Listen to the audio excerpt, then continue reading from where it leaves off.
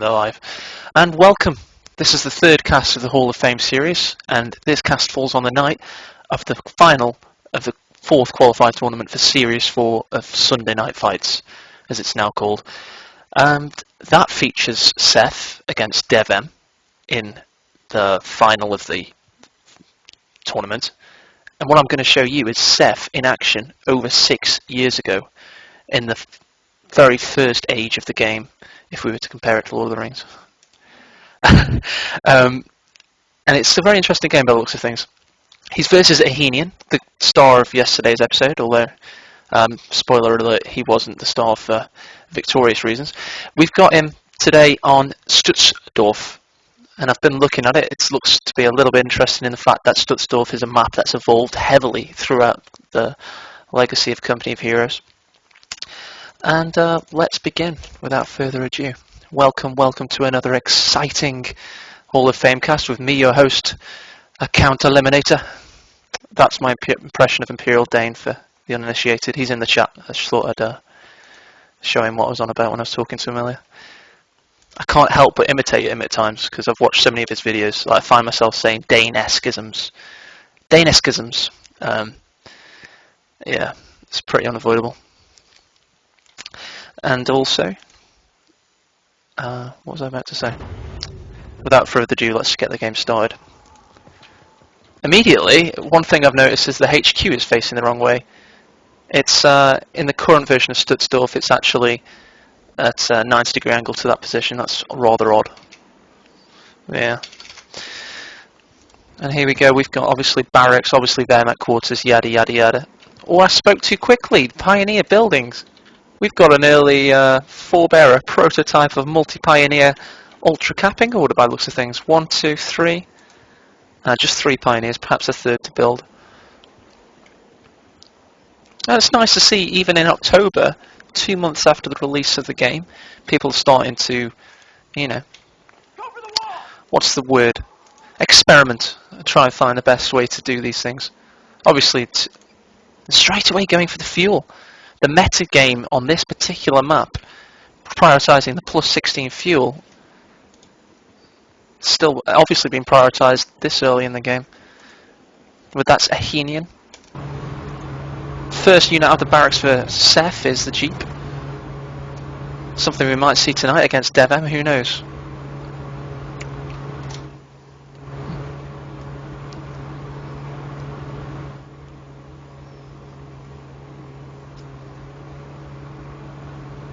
Just going to do some quick housekeeping, very unprofessional of me, I know, but I don't like the scroll speed being too high for a cast. It loses that Hollywood camera panning effect in my mind.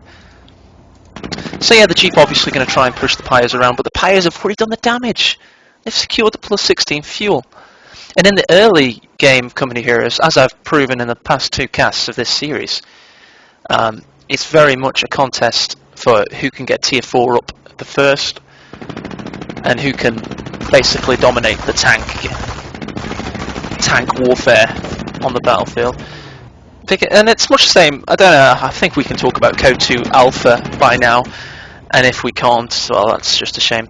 But it was very much a case in Code 2 Alpha with the few that played it in terms of strategy, which we might be able to talk about, who knows, who could get the biggest tanks up first. And when you've got a new toy such as a new RTS game, you just want the best units, you want the most of them. And the support units and everything else, the tech tree, the breadth of the tech tree isn't really explored, it's more just the depth of it, who can get to the highest level, who can get tier 4 up in the case of this game. So yes, it is quite newbie. Obviously the play isn't newbie, we see a lot of good micromanagement, a lot of workers dying. Just as I say good micromanagement, we see pioneers go down to engineers. That is not good for Ahenian there.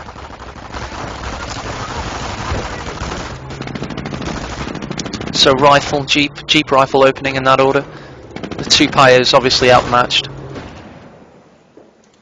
Green cover utilised by the Volks Grenadiers. Engineers who wouldn't have stood a chance anyway surely have to retreat at this point. Sepha not displaying the battlefield prowess he has become known for in this particular game so far. Although with his push on the right, he has now reclaimed the highly coveted plus 16 fuel point that people have been battling for over 6 years now.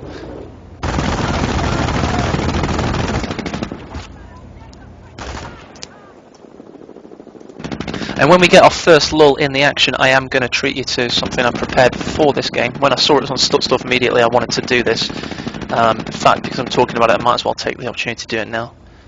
Let's quickly pause, Alt Tab, and bring it up. Here we go. What we've got here is the tactical map. I took these pictures in France just about 20 minutes ago. On the right, you've got the game in its current state, well, the map in its current state, and here's the map in its first edition, back in 1.2, 6 years ago. What you'll notice is obviously the plus 16 fuels are there. I've said that a few times now. But what you'll also notice is the rest of the resource points are in a completely different order. The plus 16 munitions and plus 5 fuels have been swapped and completely reconfigured. Plus 16 had a much more pivotal central role in this particular map. Obviously the HQs that I've already alluded to are slightly different order. Or perhaps I was wrong about the 90-degree angle. That's a facepalm if so. Yeah, plus 16 over here. So this northern area doesn't seem to have been as prioritised in the early version, with only a plus 5 fuel. But the entire eastern portion of the map is fuel dominated, plus 5, plus 10, plus 16. And over on this side, it's more munitions dominated, plus 10, plus 5, plus 16. Whereas in the new version of the map, they've seemed to spread out which type of munitions are, correspond with which area of the map, which is rather interesting. So we'll see how it plays in the back of the heyday of the game.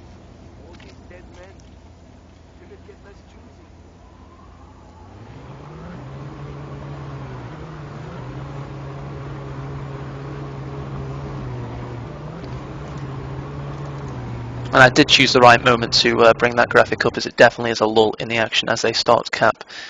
Let's have a quick territory recap. Yeah, the Wehrmacht taking the left side, which is what you see them do in most games on Stuttgart. It's often a case of Tier 1, Tier 2, in the modern game I'm talking about, of course, and taking advantage of this open area, this expansive machine gun and sniper sightline favoured area. I was about to say they'd be denying the plus 16 munitions, but of course it's only a plus 5 fuel in this version of the game. Pioneers and Volksgrenadiers facing off with the riflemen. It's more of a standoff though, however, the riflemen don't think they've got this, mainly due to their health. They've still got 4 men, well, 4 men as of now. They've got backup, however, so this could tilt in the Americans' favour. Yes, exactly, the stronger units are taking the nose, and the weaker units bringing up the rear. And the Pios capping under fire.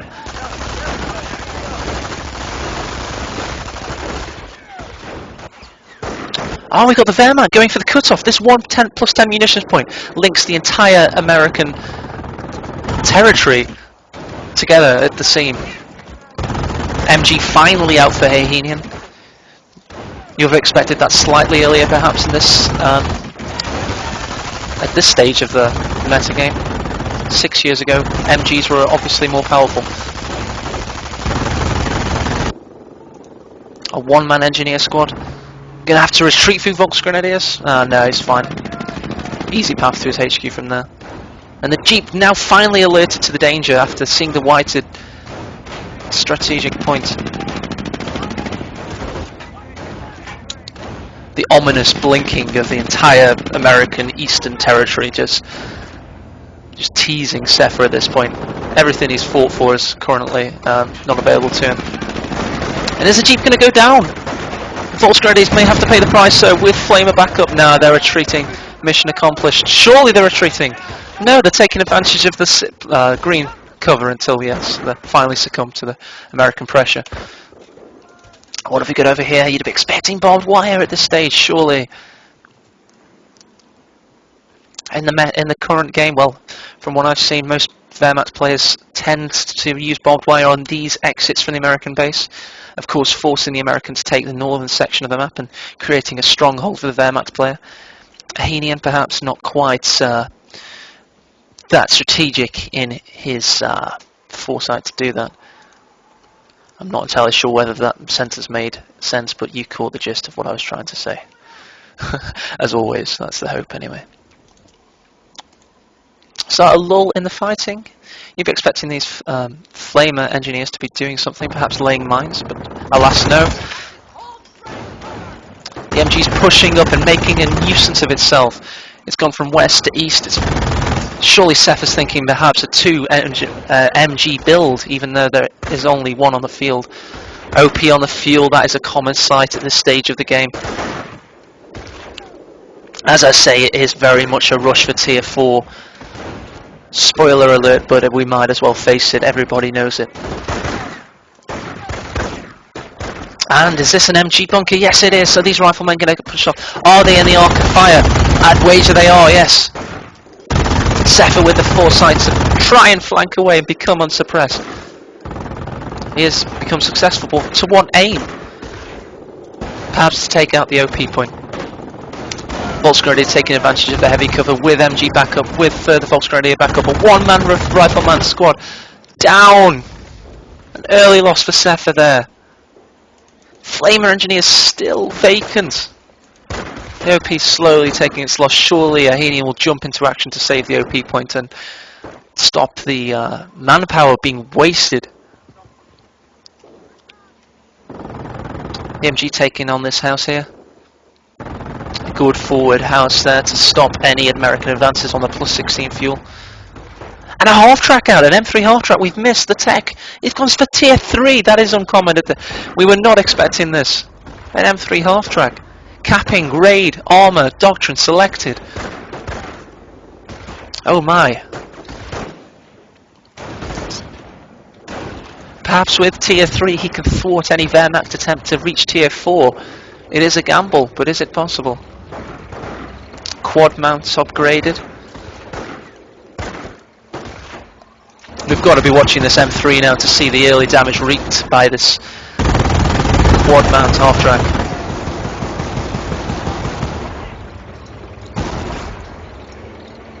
One Pioneer squadman, he was going to build the Sturm Armory tier 3 in answer to the Americans tier 3. Oh, the Pio is down. We've got action in the north, action in the west, action in the south. It's all finally heating up in this Hall of Fame game. The observation points of the Americans being thwarted as well. Plus 26 income denied for the Americans. Quad mount half track reaping an instant reward there. 3-man Volksgrenadier team having to retreat. The rifles, with all the furor of the American army, trying to destroy this observation post. In the slowest way possible with anti-personnel rounds.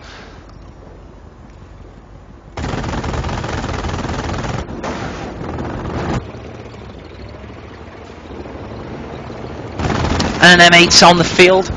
No skirts upgraded. Straight away going for the machine gun upgrade for the armoured car there. That's not an order you'd see with more experienced players. When I say more experienced players, I'm talking about one of the most experienced players of all time, Sepha. But at this stage of his career, he's but a noob. A noob that goes on to further greatness. And this quad mount is still providing a nuisance for itself. What answer do the Wehrmacht have for it, other than Fausts? Need hard AT, but the Fausts do the job! Oh, that's poor from Sepha. He should have got the quad out of there earlier.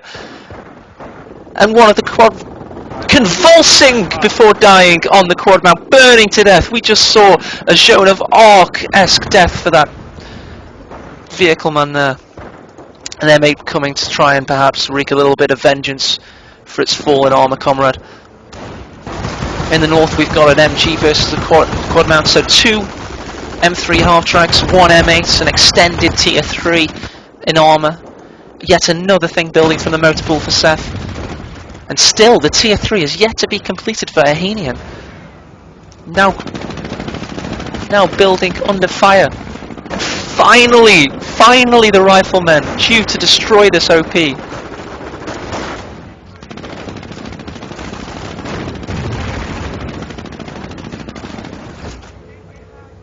We've got something building from the Reich quarters, the HQ of the Wehrmacht army. Is it going to be a Pioneers to finally complete tier 3, or is he tech tier 4? No, there we go. Pioneers. We see something very, very cheeky there. The M8 mine has been placed inside the Wehrmacht base. I say that quietly so we don't spoil the surprise for Ahenian.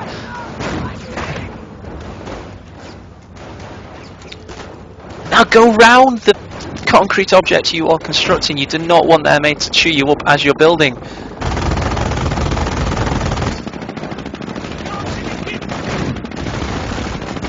M8 making an utter nuisance of itself on the west there. And tier 3 has been finally built. The M8 is going to find a match. We've got to expect it with 2 M8 mines, this whatever's to come.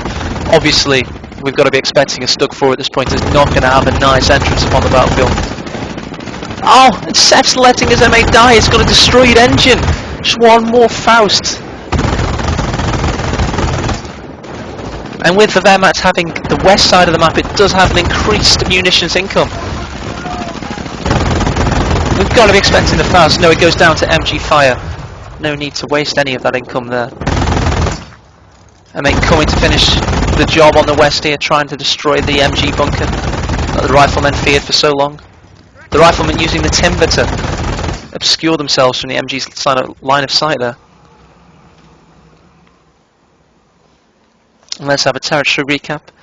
Of course, the American has a vast swathe. I don't think swade's the word, but a vast proportion of the territory regardless. Yet another M8 mine.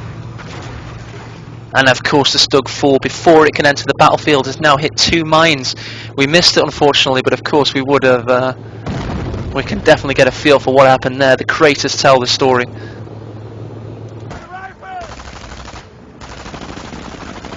Mates fighting with this MG, trying to get it out of that strong house.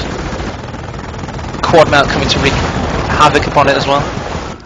And we've got tier 4 for the Americans, so tier 1, tier 3, tier 4 in that order. And the Stug, finally repaired, can finally come onto the battlefield and start trying to tackle this American tier 3 arsenal. But with tier 4 due to be built, is it a little bit too late?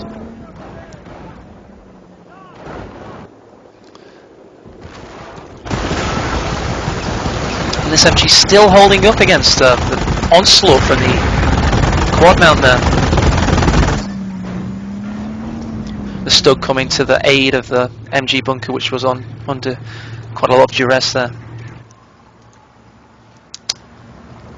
Engineers have been laying mines protecting the +16. This is one of the most mined spots in the history of Company of Heroes, between these 2 concrete structures there. Are they laying yet another mine? Oh, here we go. The Stug is finally making use of itself, getting rid of the M8 that hindered it so heavily when it tried to make its first entrance upon the game. Finally, the Stug gets its vengeance. And there we go, another mine. Perhaps waiting for the munitions there. 2 mines, there we go. Cancelled and deleted. Conservation tactics there. Nice to see from Sepha. It feels quite patronising for me to compliment Sepha on something so basic as deleting a mine, but we've got to remember this is Sepha just under 3 months into his Company of Heroes career. It's a young Sepha with joy in his eye before the battle scarred his face. Oh, and the M8 denying green cover perhaps, or inadvertently with the inaccurate turret of the M8. We've got to be expecting something else to come from tier 3, but no, alas, tier 1 still building. The Wehrmacht needs heavy anti-armor capabilities at the moment. One Stug, as effective as it is, cannot cover the entire map. With another Stug on the field, maybe it can. So we did miss the second Stug entering the field, unfortunately. With this antiquated replay system, it is a little bit more difficult. A Superman rifleman flies from the quad mount there. Oh, the physics engine of Company of Heroes And the Calliope with its main armament still a force to be reckoned with at this stage of the Company of Heroes life cycle, is kiting around the Stugs. It can take on one in a head-on collision if it were to flank it, but not two. The covering arcs of fire would surely be more than a match for a simple Sherman Calliope. And we've got a quad mount yet again in Ahenian's base, but this time we've got something else coming from the Sturm Armory. Quad mounts surely might have recognised this, but with no visual cue other than the sparks from within the Sturm Armory. Perhaps he hasn't seen it.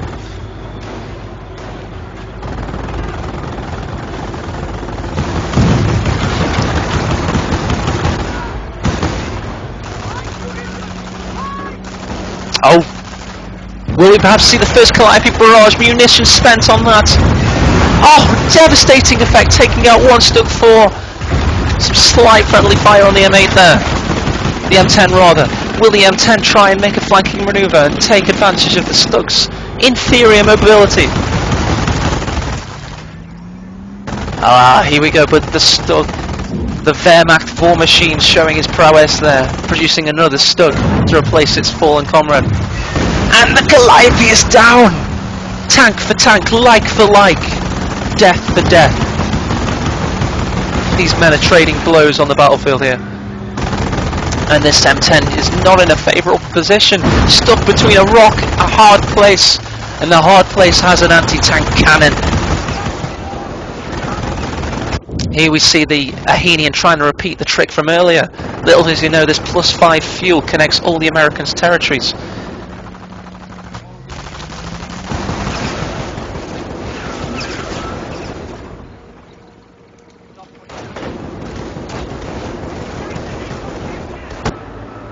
What do we see from Tier 4? Yet another M10. So we've seen 4 Stug 4s, 2 M10s.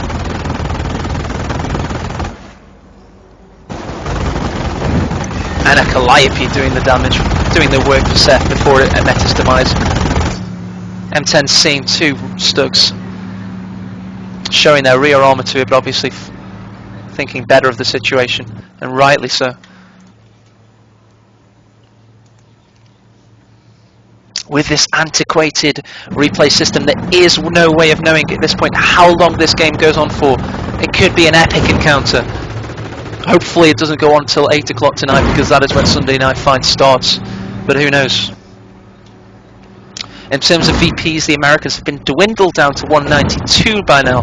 That is the advantage of the Wehrmacht having the west side of the map with this swathe of open territory. Swathe, that was the word I was requiring earlier, not swade. Or swede, which is a form of vegetable.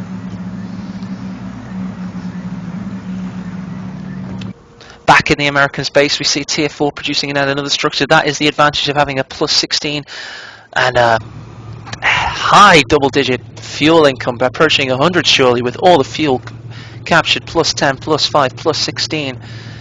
Oh my. And a good portion of the West munitions captured as well.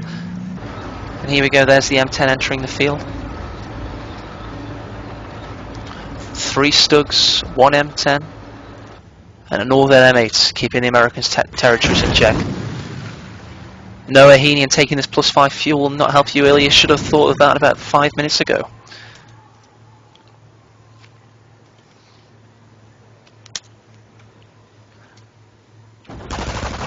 I may take advantage of this lull in action to bring up Korra and have a look at the build orders. Something you don't see every caster doing. I don't know how professional that's meant to be. And the M8's fighting with the Volksgrenadiers, taking a Faust for its troubles. No skirts upgraded. Out of control. Hitting its own mine. Oh my. Volksgrenadiers down. That was not a good trade. You've got to be saying at this point.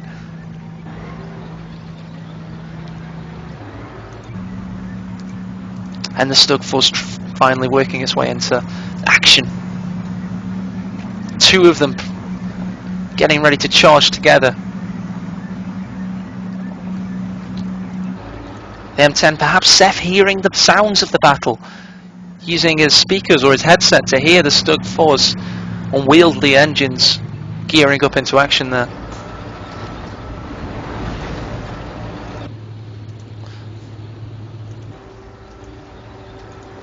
Will we see heavy crush from the M10? Come on, Seph. Use the treads of your tank to crush the Germans.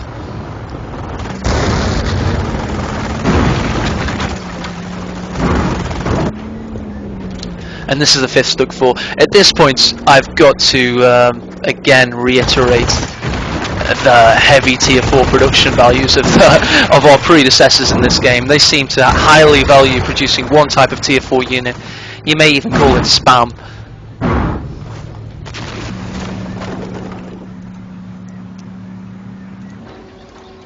Yet again, another OP point produced for Ahenian. He's making up for not having the East by wasting manpower. Wasting might not be the word for it. Perhaps utilising, if you're a fan of what Ahenian's doing here. And as we said yesterday, if you read any of the strategy forums from this period, it was all about, oh yeah, OP of fuel early on. Get tanks up as soon as you possibly can.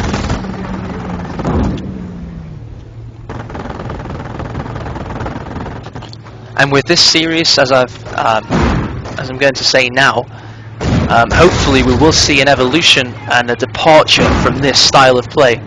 As exciting as this game surely is, and maybe some of you are thinking it possibly isn't at this point, we're not seeing a diverse usage of units. We are seeing excellent play, an excellent ebb and flow of hostility, but we're not seeing a diverse unit composition, which is what I love about Company of Heroes, the fact that so much is balanced, so much can be used. For example, it's what I don't love about the Panzer Elite faction, but it is what I do love about the vanilla Company of Heroes faction. And for what everybody says about the early Company of Heroes being in its heyday, it really didn't get to the point where it was truly a great balance until a few patches into its career. I mean, sure, this made for excellent games, and the players did not fully understand the breadth of the tech tree. But, yeah, I'm sure you understand the point I'm trying to make. It does have its merits, but it would be nice to see a slightly more diverse unit composition. And the M10's in unison retreating, blocked by the VP. Seph must... That was a beautiful retreat from Seph. Oh, but the M10 to the northernmost of our picture. Worse for wear, we're talking 5% health. The ominous 5%. The hardest 5%, that last bit of health.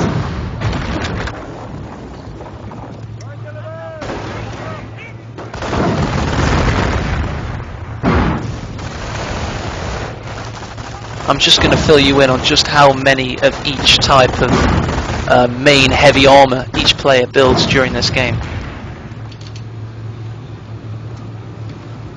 As I battle with L-Tab. Spoiler alert, I do apologise, we do have Terror Doctrine chosen for Ahenian, although we haven't seen the rewards of it quite yet. But look at this, M10, M10, M10, replacement M10s. I don't class this as a spoiler because either player could win using this type of strategy. And I doubt we'll see Sepha use quite as many of that certain type of unit tonight against DevM.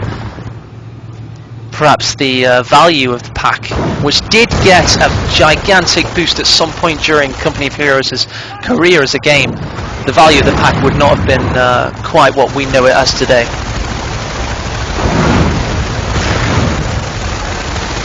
More M10s, perhaps a train. I think more than 2 M10s is classed as a train, 2 M10s is classed as a convoy, 1 M10 a simple no-band.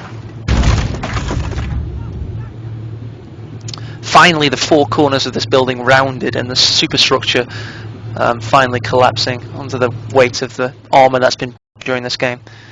If you remember, it was this structure that was used to pincer a Stug and an M8 earlier in the game.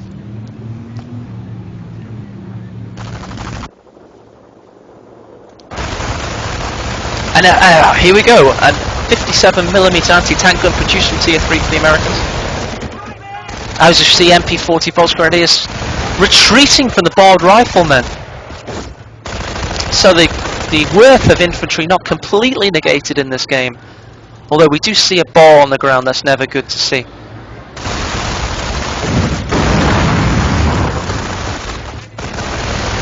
And we see the M10s mobilising. This repairing Stug with 3/4 health, a half health Stug, 4 M10s.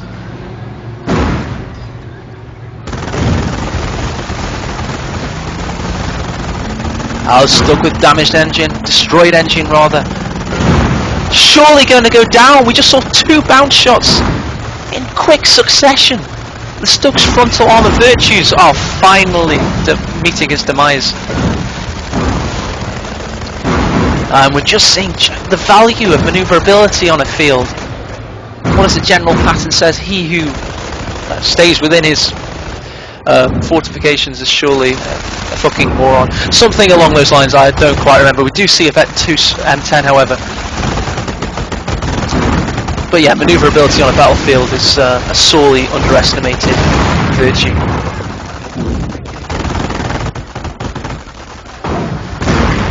And that's something that Stuff offers us with its grid-like formation of good, strong roads.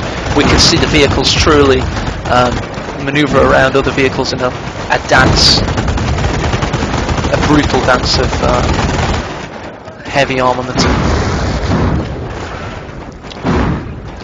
The unmanned 57mm anti-tank gun already proving its worth. Perhaps we'll see the Bolts Grenadiers make a push for it. Unless Seph, please reman your heavy investment there.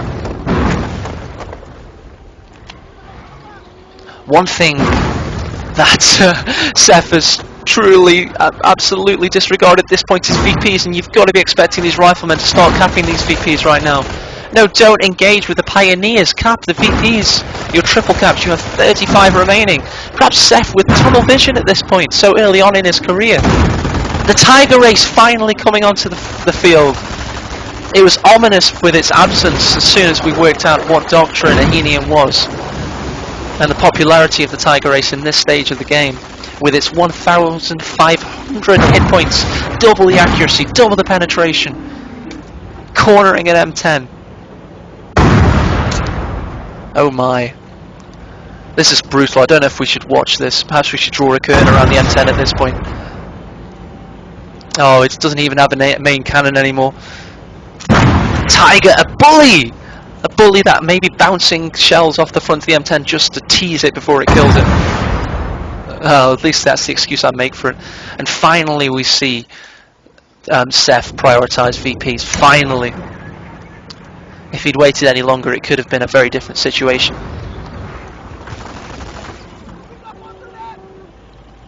If you're an Ahenian at this point, you've surely got to be questioning the merits of trying to capture simple territory points such as a +5 or a +10 fuel in that case. Perhaps you should make one desperate push for 2 VP points and sit on them with your Tiger Ace for as long as humanly possible. Maybe that's one avenue to victory at this stage of the game. Some M10s receiving some much needed tender love and affection there. And yes, we see the 57mm anti-tank gun captured for the Wehrmacht forces. Although their pack was underpowered at this stage of the game, the 57mm surely will come into a high amount of use for the Wehrmacht. Let's do a tactical map territory recap. The Americans' victory points were secured. The Wehrmacht, however, does have a nice swathe, which is the word of this cast, of Eastern territory for a change, which makes a departure from what's been shown in the earlier portion of this game. The M10s, which limped out of battle after destroying 3 Stugs in quick succession, are now finally coming back to battlefield fitness. And will we see a Tiger Race versus a multiple Stug situation? A Tiger Race, the predecessor to the King Tiger? Perhaps in an Alias Marines-esque manoeuvre soon, with an M10 train coming to... but with Stug full backup, mate, that will not be an easy feat. And we have a standoff. An absolute standoff. At this point I'm going to check my stream chat just to see what people have been saying.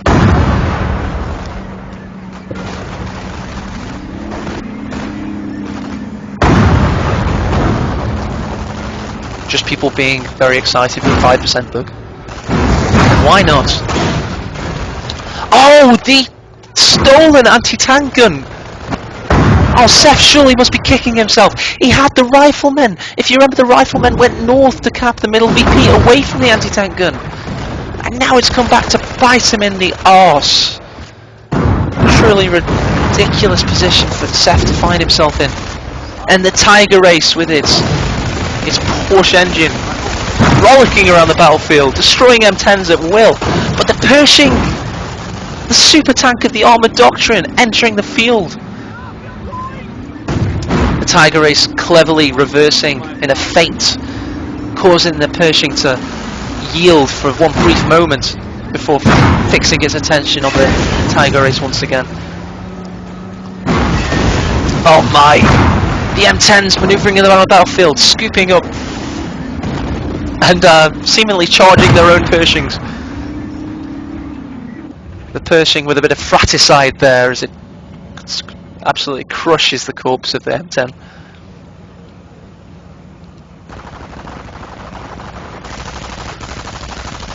MP40 Volksgrenadiers as ever popular in this time of the game. The Engineers surely outmatched. The Pershing should be crushing them. Seemingly no, it's content with being a battlefield overseer. Perhaps that is the command vehicle Sepha resides in as he surveys his troops.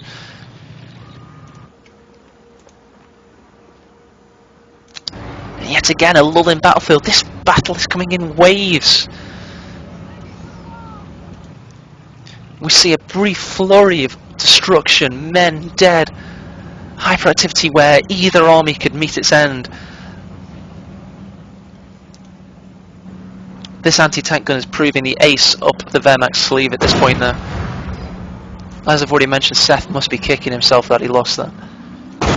He introduced it to the battlefield, he took it as far south as he could, he took out one Stug, he lost it, and now it's taken out an M10. And it's keeping all of his vehicles at bay. If it was just a just a Tiger Race and just a Stug 4, perhaps the M10 train could have done the work, could have ended this game prematurely. But no, now with the middle VPs captured by Ahenian, Sepha is under the cosh. The screws are tightening. And a lonely M10 tries to harass the Tiger Race, surely before having to make a quick exit from the battlefield. Frontal armour penetration from the Tiger there. And the same in kind from the M10, surprisingly enough. And here we go! The stolen anti-tank gun with its blue paint. Broken arrow attacking the Pershing. NATO designation for friendly fire there. As popularised by fatal saints of frontline fatalities.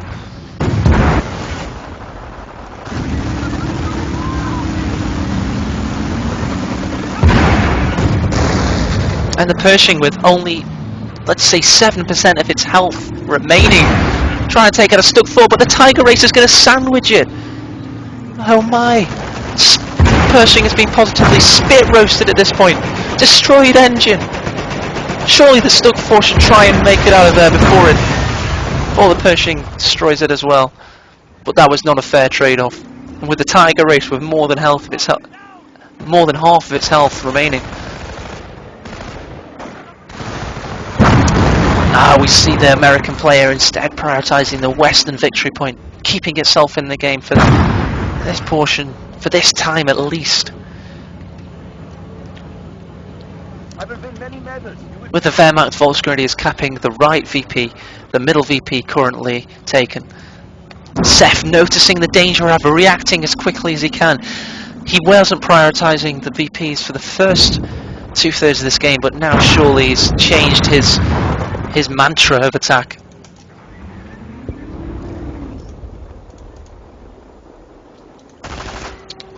And M10 breaking up the Volksgrenadiers, not before they cap the VP however. You can't cap victory points with heavy armour. Come on, Sepha. Your VP count is dwindling. Oh, he's due to be triple capped as the MG caps the Western victory points. And what infantry does Seph have to answer this? He has no tier 3 remaining, so he cannot use raid. He has 1 rifleman squad, 1 engineer squad, 9 victory points remaining.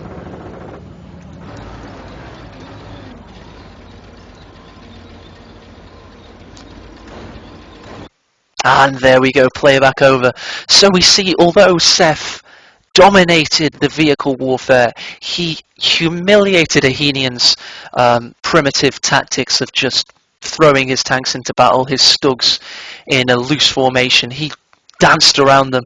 He showed the incredible micromanagement we've come to accept from Seph. But what he forgot, and what we also forgot for a large portion of the game, is that this game is often won on victory points. So unlike Cast 1 and 2 of this series, where we saw an annihilation victory, in this game we see victory points come to show, to rear their ugly head. Well, in Seph's opinion, ugly head. And thank you for watching. What time is it now, UK time? It's 43 minutes past 7.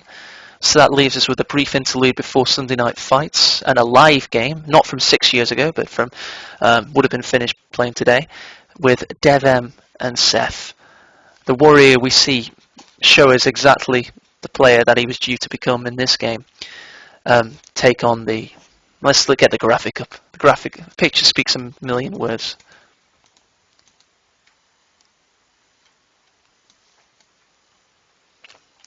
There we go, the man we were just idolising and putting on a pedestal. This is DevM, the Wunderkind. A young man capable of frightening feats of micromanagement. He seems to be able to destroy his opponents in the early round of the game. Perhaps he can be stretched if he's taken into the later game by Seph with his superior strategic knowledge and experience.